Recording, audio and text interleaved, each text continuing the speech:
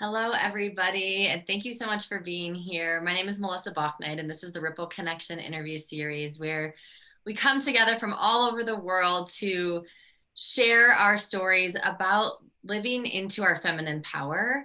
And the intention is that you get to live a life that lights you up. You get to create a life by your own design and a business by your own design that's truly aligned with your soul's purpose. And so I'm excited today to welcome Kathleen Sylvia from Belgium. So welcome, Kathleen. And this series, for those of you who've been following along, has felt like complete magic. I was just sharing this with Kathleen before we came on the recording. It's just getting to be in connection with women, not only in the United States where I am, but from all over the world. I have the vision of light bulbs turning on everywhere. And when I really felt into like what do I stand for? What do I want my brand to represent? And this idea of this ripple of like, when we show up as ourselves fully, when we embody our soul's purpose and we be that light in the world, the impact of that is beyond what we will ever know. And so I'm just picturing that happening, and this is what we were chatting about, is just like each of the women participating in the conversations and each of you listening, we are like light bulbs turning on all over the world. And this is a time where there's been a lot of darkness, and so the brighter we can shine our lights, the more that we will collectively rise in the feminine. So with that said, I'm going to go ahead and introduce Kathleen, and then we will dive into our conversation today. So Kathleen Sylvia is a speaker, an author, and an entrepreneur whose body of work unveils the untapped power and potential inside a woman's being. She initiates women on the priestess path and teaches business, prosperity, and leadership from the lensing of the feminine divine in response to the rising global call for deepened reclamation of the power of the feminine. So how perfect. A clear quantum field seer and acclaimed psychic channel with a background in intensive personal transformation and MBA level education and corporate experience, Kathleen Sylvia works with incredibly pure activated frequencies that ignite instant upgrades in your life and business. Her clients step away from her, oh my gosh, I don't even, oracular? Sometimes I'm like, my mouth doesn't, the words that I want to speak just don't come out well. Oracular field, fully anchored in their creator self-wisdom, irrevocably empowered to share their stunningly unique beauty, brilliance, and gifts with the world. Her work with the House of Unfurling gives a fresh and complete framework, guiding women to live deeply fulfilling and prosperous lives through private mentoring, retreats, and deeply nourishing online programs. Welcome. Yeah, I love, like when we write a bio, for instance, or an about page for a website, it's always very, very challenging. But actually, when I feel you speak these words, and I say feel because I feel it in my body, it really represents what I stand for. I feel so it's fitting to our conversation today about purpose. I know, and it's interesting because I don't plan for what I'm going to say as like the introduction of what the series, and what came through me is, and then I'm reading your bio and I'm like, well, that's just divine, isn't it? Yeah. So I'm so honored to be here, really, and to be sharing this conversation. I feel it's going to be a transmission more than a conversation. So as we start, you can see I'm already moving my body, and this is something that always happens for me when we start to really tune into the feminine embodiment work, when we start to talk about our feminine power and potency. It is definitely something that we feel within our body. It's a lived experience within our body. So I would definitely want to start by inviting everyone listening and tuning into our conversation today to just really listen from the body. And if it helps, put your hand on your heart, because that really brings your whole presence and awareness back to your body, instead of just listening from the mind and trying to logically make sense of what is being said. Very often, when we allow ourselves to really drop into our body and to listen from our whole presence, what happens is the words, like even words like oracular, which is like a certain specific kind of transmission of energy, it is something that is understood and felt within the body, even if some of the words that we may be using today are like logically a bit more difficult. Mm-hmm. Well, and it's, I was noticing that, just like you feeling the conversation.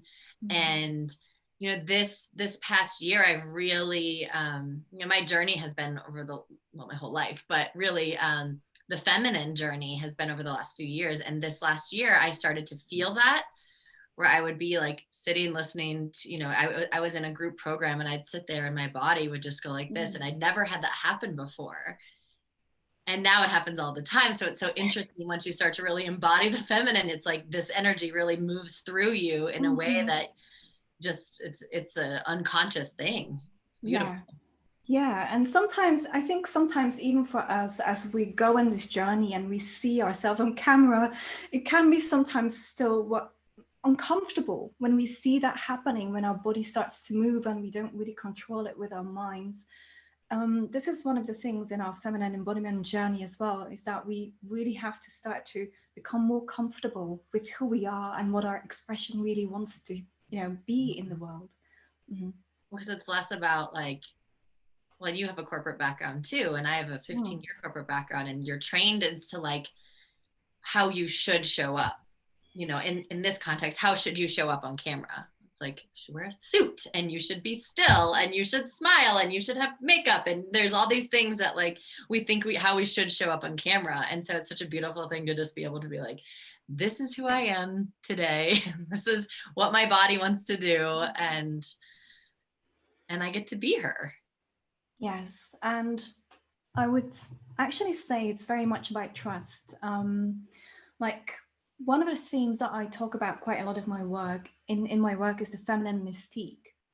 And one of the things that I've learned on my own journey, coming from a background in corporate and being someone who was highly analytical and logical, I've really noticed how challenging it was for me to really trust my body and to trust myself and my own expression. And so I feel like when I use these words, when I speak these words, the feminine mystique, it really brings this incredible, beautiful energy to the conversation, where we see that there are layers and layers and layers and layers that we can dive into as a woman. And that for many of us, it's almost like a remembrance and a reclaiming that we need to go through. That is our journey, really, is looking at, what does my mind tell me that it looks like to be a certain way, to be a woman or to be a business owner, or even to be someone on social media and have a presence there and speak publicly about certain topics. And then we have to deconstruct all of these notions and all of this information. And we really have to start to learn to trust ourselves and how we want to be showing up. What is our unique signature in the world? So when I talk about the feminine mystique, to me, that is very much linked also to what I call our unique genius and our unique essence in the world. And so, you know, 7 years ago, I would never have used these types of words, okay? Because it was not at all within my vocabulary, and it was not at all, you know, what I felt like was serious, like, you know, an adult kind of way of talking about things and moving through the world. But and as I had my own like awakening moment, and then got catapulted really, you know, into this completely different world of spirit guides and goddesses and energies that I could feel and that I felt walk with me through my life. I started really to understand that there is such an incredible depth and richness within our own bodies that is available to us and that we've simply never learned to tap into.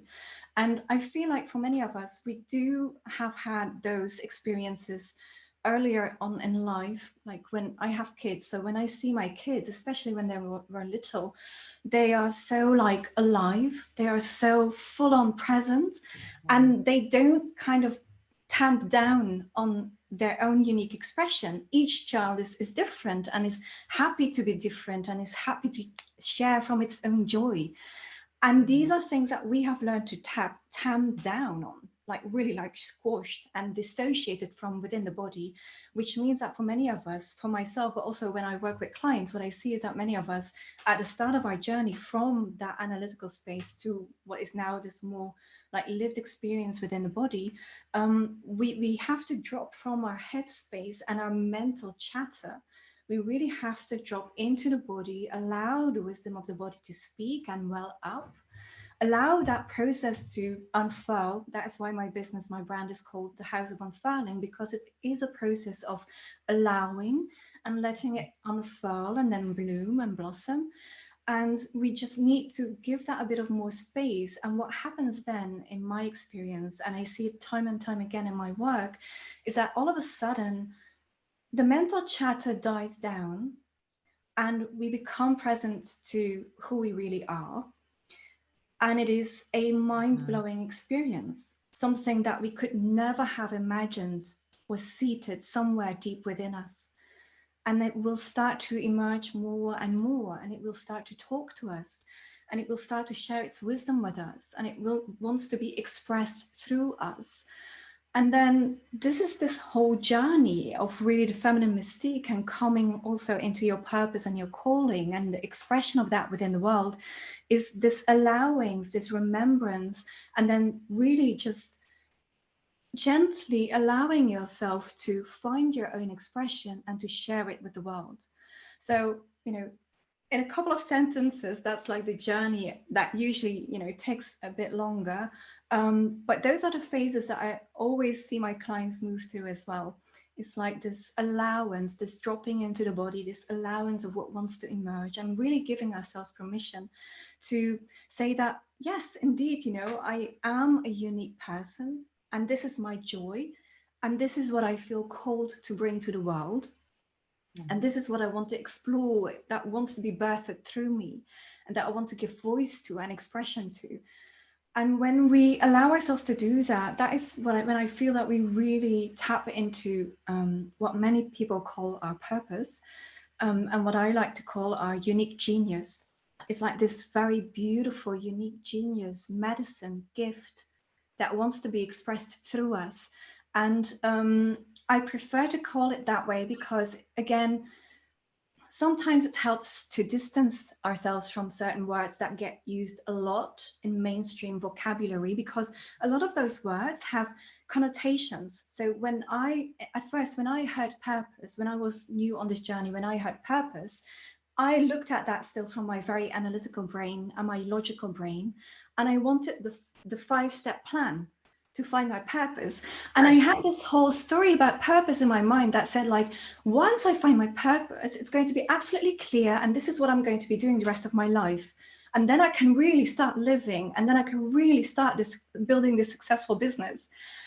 And like I said, if then, like, I have to find this first, then yeah. Yep. Yeah. And so much pressure that we put on us, you know, on ourselves around that. So I try to not use that word purpose too much for myself, because I know that there's a whole kind of vocabulary and expectations around that, right? So for me, it's more about medicine, gift, unique genius, unique expression. And one of the things that I found on my journey that I think is a beautiful illustration of how it's not as logical as we may want it to be at first is that purpose and genius is something that is uniquely ours. So it wells up from within the body and it starts to express through us.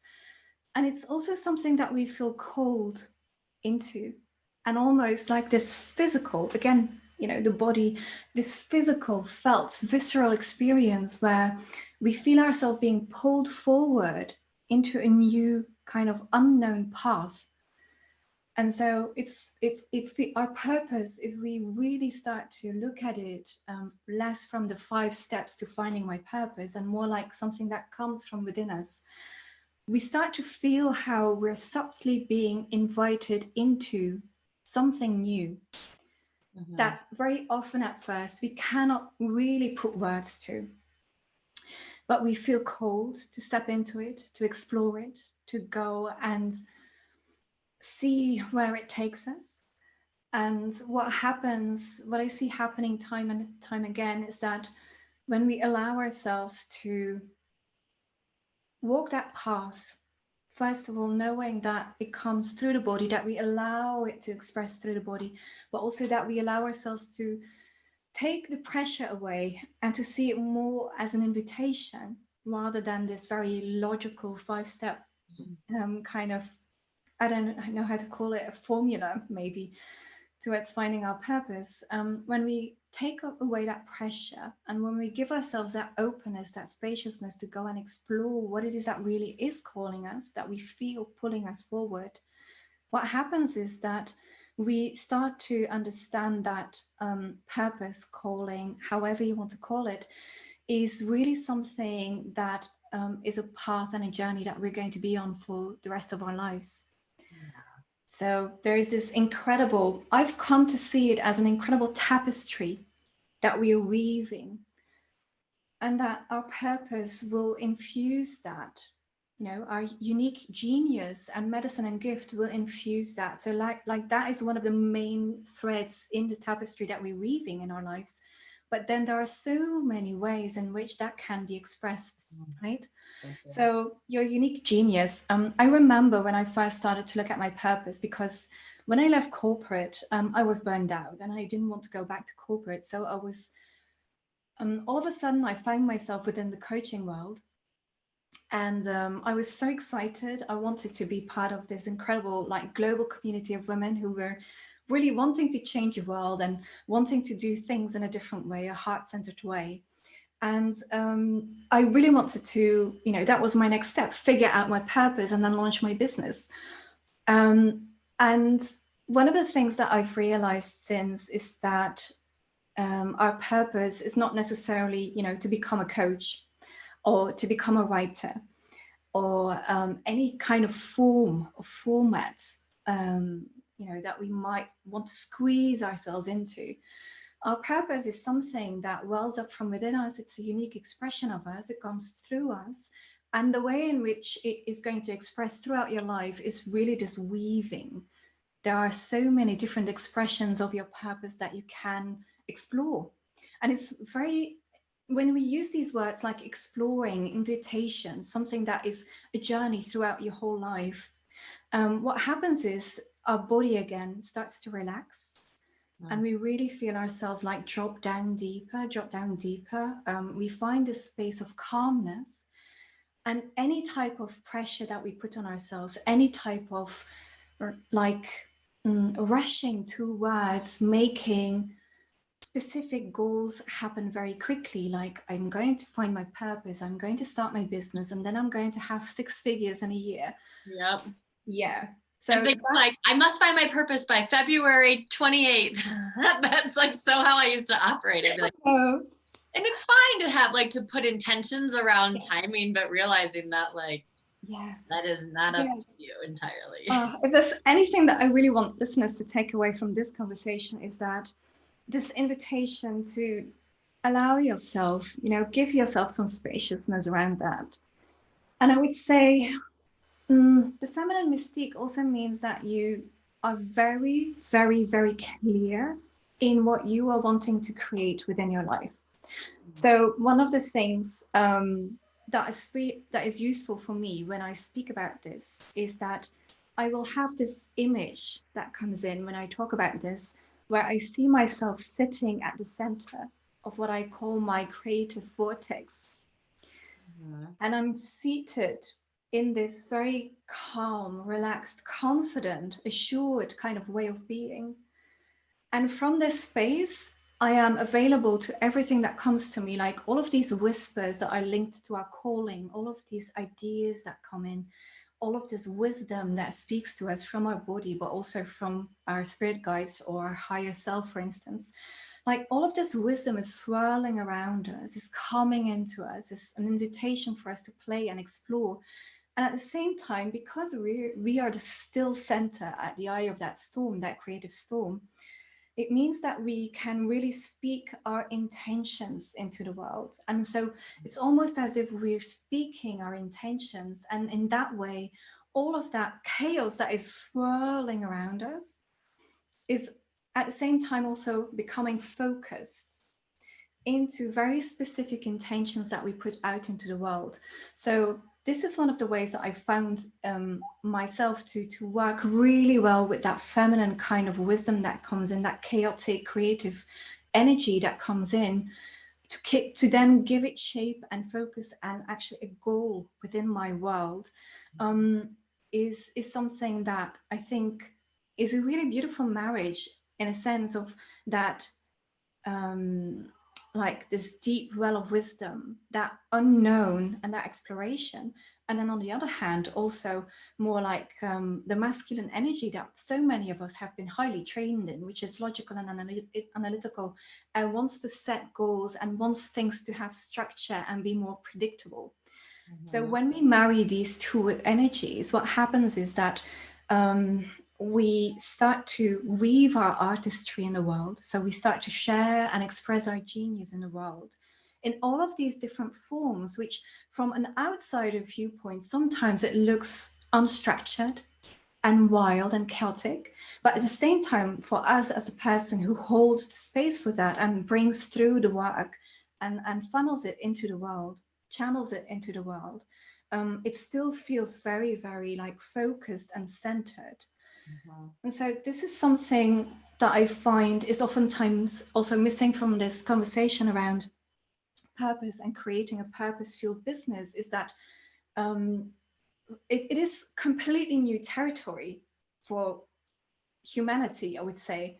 To me, it feels like we are now cresting a wave that is going to like go on for another 10 to 20 years, in which we're completely reorganizing the way in which we do business, and the way in which we express ourselves and our genius, our medicines and gifts, the way in which we structure offerings, price offerings, in which we collaborate. All of that is currently more and more wanting to come from a purpose-fueled place, like this calling, this invitation, this unique expression of genius, all of that, this richness that each of us brings to the world.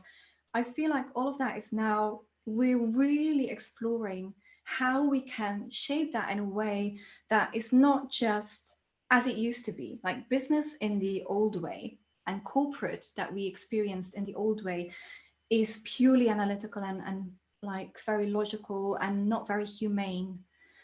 Whereas I feel with what we're exploring right now in terms of purpose, and then expressing that through and building business around that, service-based offerings around that, or product-based offerings around that, I feel like we're really starting to bring in not just calling, but also impact, legacy, and what I like to call the win-win-win. So all the business, you could say, was more like, what's in it for me, right? So what is it that I as a business owner want to create and want to share with people, and then I'll be able to build, you know, financial wealth from that, hopefully. What I see now is that we're going much more into a wider perspective and experience of stepping into our businesses and our purpose, where we're saying, like, intentionally saying, I want to live a life that is amazing for myself, right? And I know from experience, a lot of us who come from corporate backgrounds, for instance, we are still very driven and ambitious. We still have high like dreams and goals, and we're really still wanting to build something very solid, really thriving and flourishing for ourselves, and have that ripple out into our families' lives and our communities. But then there's also the other two wins that we are intentionally taking with us in this whole thought or thinking exercise, which is, how can what I create also be impactful and leave a positive legacy today and in the future for other people? So the people who are involved within or touched by my expression, my business expression, how can I make sure that there is no harm caused? by what I'm wanting to put out? How can I make sure that I'm thinking in a very broad perspective, a very humane perspective, where I make sure that what I put out is also positively impacting the people who receive it and the people who contribute to the making of it, for instance. So you see that the conversation is shifting. And then the third win, which is how can I make sure that what I'm creating can also ripple out into ways that bless, the planet and the future generations to come.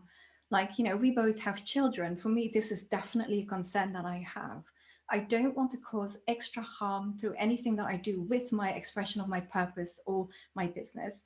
And if anything, I want to be able to funnel some of the wealth that I create through this and some of the time that I have available. I want to funnel that into ways that already improve what is currently the status quo, you could say, of the planet, right? So there is this incredibly beautiful exercise that we're starting to do more and more intentionally as we talk about purpose, where it's shifting again from what I felt like 5 years ago when I came into this work and I started to look at purpose.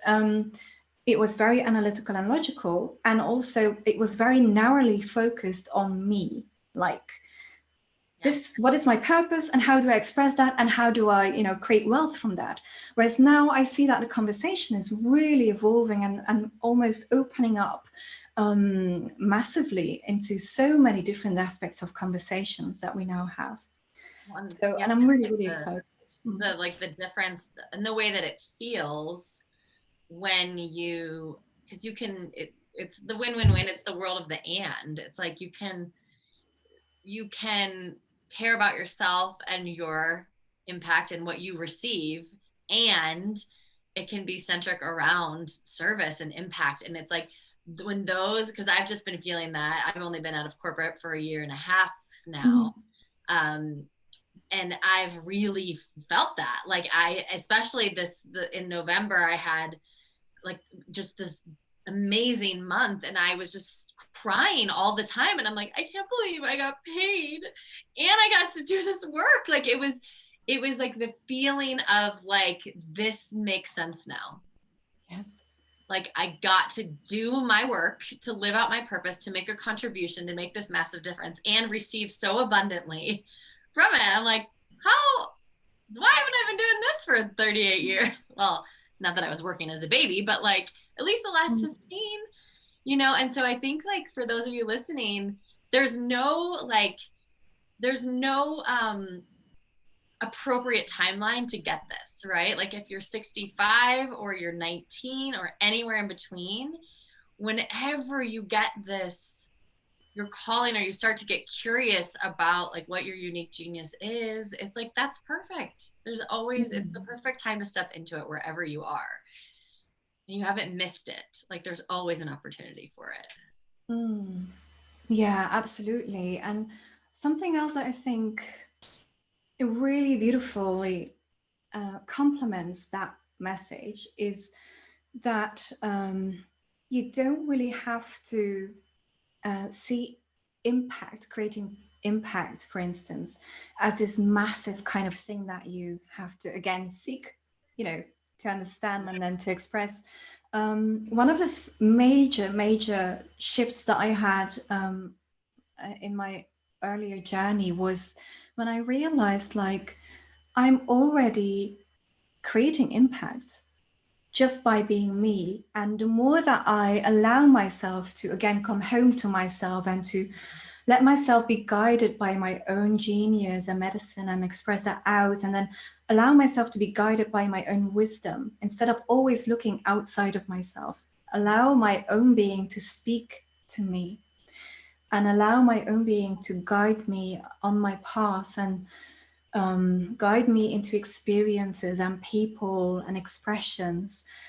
The more that I allowed myself to do that, the more that I came to understand that I was living my purpose each and every minute of each and every day.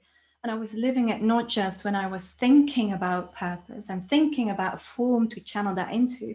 I was also living it as I was talking to my neighbors. or as I was going to the shopping center, a grocery store, each and every interaction that we have, each and every moment is a moment where our presence, our essence, and our medicine is definitely felt by other people.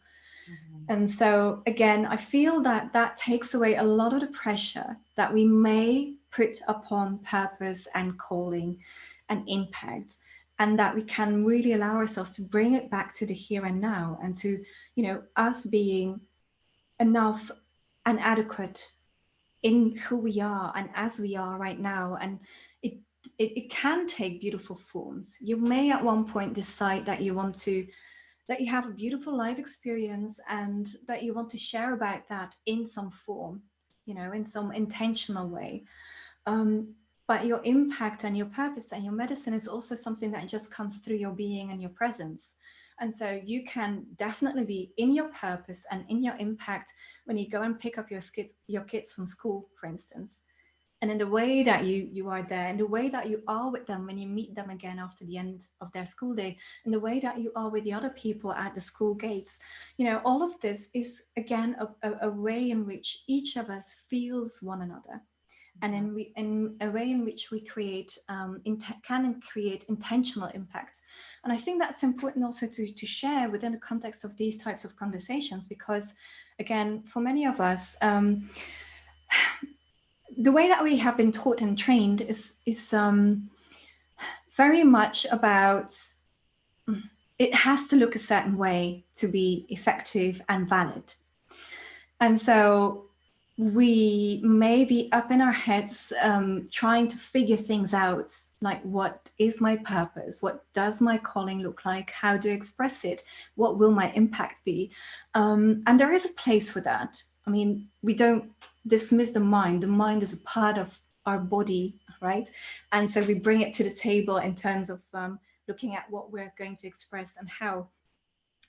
But when we allow ourselves to really simply be present and be who we are, and to see that as enough of a gift for the world, and to, I think the big switch for many of us that we're making is not as much maybe figuring things out, but allowing ourselves to move from the kind of autopilot way of being and moving through the world, and becoming very intentional with allowing ourselves to be who we are and then to express that out. And I find that that is actually the work that, when I work with my clients around all of these topics, this is where quite a lot of like intention and focus is needed. Because for many of us, we've been so trained to always be present with a certain mask, you know, and we have to show up in a certain way, and we cannot show up in a certain way. And then, you know, we're going back to the beginning of our conversation, really, like the mental chatter that happens about who we are and who we can be in the world, and removing ourselves from all of those stories little by little, and becoming at ease and relaxed and confident, and at peace with who we are and how we naturally, you know, express in the world, and how we naturally impact others. I'm so glad that you pointed that out, because it is, I used to think, and it's like, you reminded me that I used to speak into that a lot, because I always used to think like, oh, if I'm not like saving orphans somewhere in the world, and I don't have this big like global goal, or this big thing that I've created, then I don't make a difference. That's how I used to relate to it. Like, it was like, I have to go find this thing out here that I can create that like transforms the whole world. And that was my journey. It was like, oh, it's not like this thing that's out here. It's this thing that's in here. And that was like the whole premise of like the ripple connection, is like the ripple is us. It's like just being you. And I just am so glad that you came back to that, because it was a great reminder for me. And I'm sure the women listening needed to hear that too. But it's also that it's like, it's just these moments that seem so mundane and unimportant and normal. And those are the moments that actually really matter. And they build to something greater. But those are the small is the big. And so I love, I just love that, because it's not and scary. I think that is one of the reasons why I always say that there's so many layers to this work. It's because you can still have also the big goals and big dreams, and that can be a part of your definition or your intention for impact and legacy. But I think it always starts, you know, with our own selves, our own body, our own wisdom, our own expression. And the more attuned we become to that, the more we start to realize that we have what I call a natural impact. So that is what you're speaking about, you know, Yeah, this. I like that language. Yeah. Yeah. So beautiful. Mm. Well, I everything you said is just such a good reminder for me. And again, I'm sure the women listening have received so much. Because it just takes, I like how you articulate it, to come from up here to in here, and making purpose seem just so much more, it's more attainable. I think it's not this big to-do list that you've got to figure out. It's like, oh, I get to be me, and that's what it is. So I love just the way that you articulate it. And I want to make sure before we close our time together that you share the generous gift that you're going to be giving everybody. So one of the things that I work with a lot nowadays in my work is archetypes. And this actually goes back to the beginning of my own more spiritual awakening, is that even though I didn't understand it logically, I started to write and I started to hear like these feminine energies, not really voices, but presences and beings and energies with very specific like insights. And these, after a couple of months of writing, without really knowing what was happening, they kind of all came together like this word weaving something, right? It all wove together into what I now call the fierce feminine impact archetypes. And I think this is an amazing, amazing gift that I received and that I'm now transmitting through to other women, because these are like 7 very beautiful feminine energies, archetypal energies that in their own voice, in their own words, speak to you. And so the way that this is set up is it's a quiz on my website. And when you take that quiz, it's going to really lead you to one of the 7 archetypes. Now, I always say when I talk about this work is in our lifetime and in our journey with our purpose and our calling, we will meet all of them. Okay. But there is always in each specific moment of our journey, there's always one specific archetype that is going to show up as a mentor archetype, a guide. And I think that in my experience and with the feedback that I always get from the women who take this quiz, it's like such a deeply soothing gift, because you hear the mentor speak in her words about parts of ourselves that we have hidden in the shadows and that we're not really willing to claim, but which are an essential part of our unique genius and medicine and impact. So it's very potent work, you know, to be able to access and play with and explore. So I'm always so happy when I get to share this. And then additionally, for anyone listening, I'm also going to be sharing with you an embodiment meditation. It's normally a part of one of my paid programs, but I think it goes really well with what we talked about today. So I want to offer that as well as a gift. Thank you so much. Yeah, I've this past year I started to get familiar with archetypes, and the wild woman is the one that always appears for me. I don't know if that's one of your fierce feminine. I'll have to take your quiz, but no, the wild woman is not one of them. Okay. There, I feel like archetypes, there are hundreds of archetypes, right? So the wild woman for me is more linked to what I experience as like raw erotic embodiment. And that is a part of archetypes that I work with as well, but in different programs. The archetypes here specifically within this format, the ones that came through in these downloaded written words, they are specifically linked to types of energy or essence that we share with the world.